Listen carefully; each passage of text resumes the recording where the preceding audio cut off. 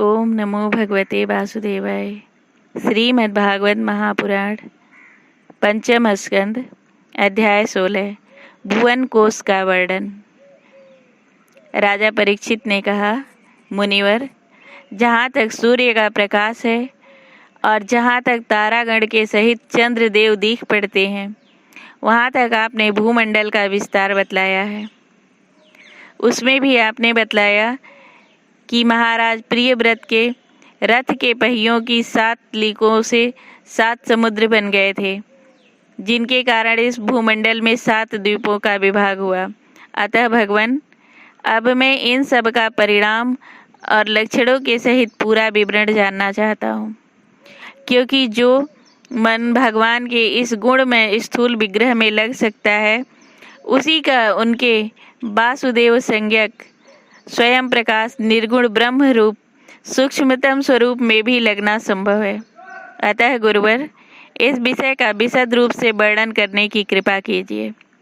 श्री सुखदेव जी बोले, महाराज, भगवान की माया के गुणों का इतना विस्तार है कि यदि कोई पुरुष देवताओं के समान आयु पाले तो भी मन या वाणी से इसका अंत नहीं पा सकता। इसलिए हम नाम, रूप, परिणाम और लक्षणों के द्वारा मुख्य मुख्य बातों को लेकर ही इस भूमंडल की विशेषताओं का वर्णन करेंगे।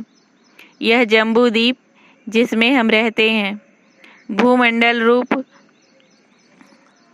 कमल के कोश स्थानीय जो 7 द्वीप हैं, उनमें सबसे भीतर का कोश है। इसका विस्तार 1 लाख योजन है और यह कमल पत्र के समान गोलाकार है।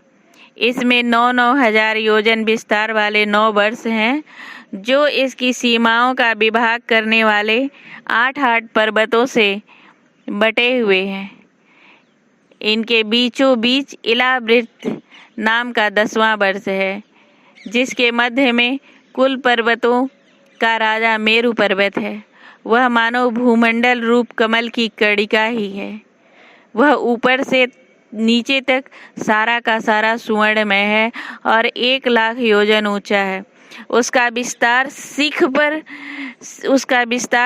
पर 32,000 और तलहटी में 16,000 योजन है तथा 16,000 योजन ही वह भूमि के भीतर घुसा हुआ है, अर्थात भूमि के बाहर उसकी ऊंचाई 84,000 योजन है। इलावृत वर्ष के उत्तर में क्रमशः नील, श्वेत और श्रृंगवान नाम के 3 पर्वत हैं, जो रम्यक, हिरण्यमय और कुरु नाम के वर्षों की सीमा बांधते हैं। वे पूरब से पश्चिम तक खारे पानी के समुद्र तक फैले हुए हैं। उनमें से प्रत्येक की चौड़ाई 2000 योजन है तथा लंबाई में पहले की अपेक्षा पिछला क्रमशः 10 मांस से कुछ अधिक कम है और चौड़ाई और ऊंचाई तो सभी की समान है। इसी प्रकार इलावृत्त के दक्षिण की ओर एक के बाद एक निषद, हेमकूट और हिमालय नाम के 3 पर्वत हैं। नील आदि पर्वतों के समान ये भी पूरब पश्चिम की ओर फैले हुए हैं और 10-10 हजार योजन ऊंचे हैं। इनमें क्रमशः हरिवर्ष, किमपुरुष और भारतवर्ष की सीमाओं का विभाग होता है। इलावृत्त के पूरब और पश्चिम की ओर उत्तर में नील पर्वत और दक्षिण में निषद पर्वत तक फैले हुए गंधमादन और माल्यवान नाम के 2 पर्वत हैं। इनकी चौड़ाई 2-2 हजार योजन है। ये भद्राक्ष एवं केतुमाल नामक 2 वर्षों की सीमा निश्चित करते हैं।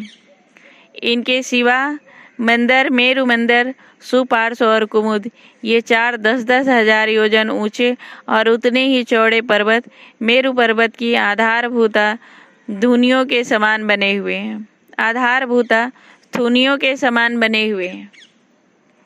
इन चारों के ऊपर इनकी ध्वजाओं के समान क्रमशः आम, जामुन, कदम्ब और बड़ के 4 पेड़ हैं। इनमें से प्रत्येक 1100 योजन ऊंचा है और इतना ही इनकी शाखाओं का विस्तार है। इनकी मोटाई 100 योजन है। भरत श्रेष्ठ, इन पर्वतों पर 4 सरोवर भी हैं, जो क्रमशः दूध, मधु, ईख के रस और मीठे जल से भरे हुए हैं। इनका सेवन करने वाले यक्ष, किन्नर आदि उपदेवों को स्वभाव से ही योग सिद्धियां प्राप्त हैं।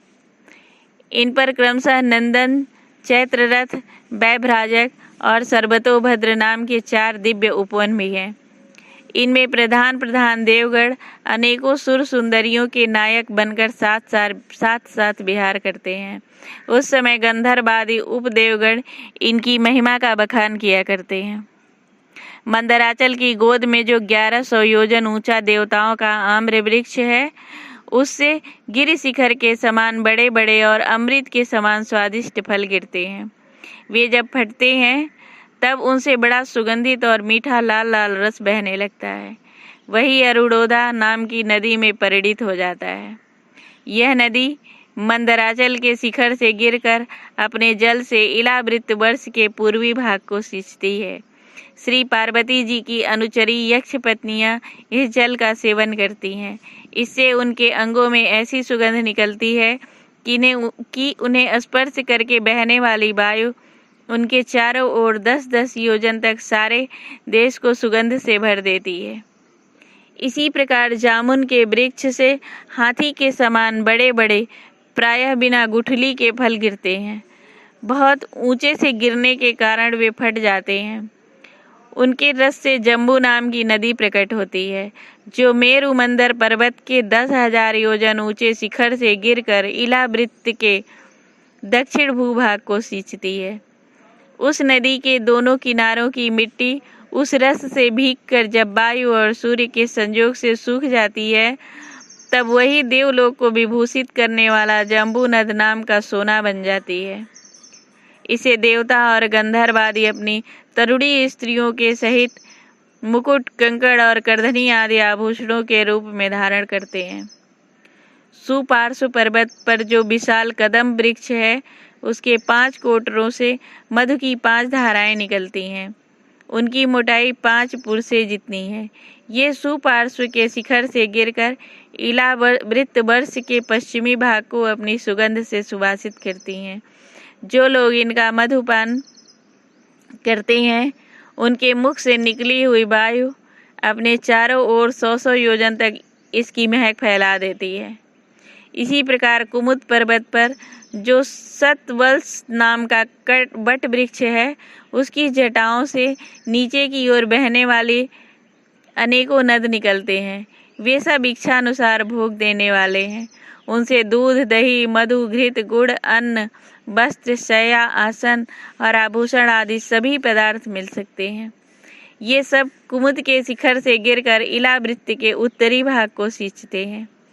इनके लिए इनके दिए हुए पदार्थों का उपभोग करने से वहाँ की प्रजा की त्वचा में झुर्रियाँ पड़ जाना, बाल पक जाना, थकान होना, शरीर में पसीना आना तथा दुर्गंध निकलना, बुढ़ापा, रोग, मृत्यु, सर्दी, गर्मी की पीड़ा, शरीर का कांतिहीन हो जाना तथा अंगों का टूटना आदि कष्ट कभी नहीं सताते और उन्हें जीवन पर्यंत पूरा पूरा सुख प्राप्त होता है। राजन, कमल की कणिका के चारों ओर जैसे केसर होता है, उसी प्रकार मेरु के मूल देश में उसके चारों ओर कुरंग, कुरर, कुसुम्भ, बैकम, त्रिकूट, शिशिर, पतंग, रुचक, निषद, श्रीनिवास, कपिल, शंख, वैदुर्य, चारोधि, हंस, ऋषभ, नाग, कालंजर और नारद आदि 20 पर्वत और हैं। इनके सिवा मेरु के पूरब की ओर जठर और देवकूट नाम के 2 पर्वत हैं, जो 18-18 हजार योजन लंबे तथा 2-2 हजार योजन चौड़े और ऊंचे हैं। इसी प्रकार पश्चिम की ओर पवन और पारियात्र, दक्षिण की ओर कैलाश और करवीर तथा उत्तर की ओर त्रिशंग और मकर नाम के पर्वत हैं। इन 8 पहाड़ों से चारों ओर घिरा हुआ सुवर्णगिरि मेरु अग्नि के समान जगमगाता रहता है। कहते हैं, मेरु के शिखर पर बीचों बीच भगवान ब्रह्मा जी की सुवर्णमयी पुरी है, जो आकार में समचौरस तथा करोड़ योजन विस्तार वाली है। उसके नीचे पूर्व आदि 8 दिशा और उप दिशाओं में उनके अधिपति इंद्र आदि 8 लोकपालों की 8 पुरियां हैं। वे अपने अपने स्वामी के अनुरूप उन्हीं दिशाओं में है तथा परिणाम में ब्रह्मा जी की पुरी से चौथाई है। प्रेम से बोलो श्री भागवत भगवान की जय।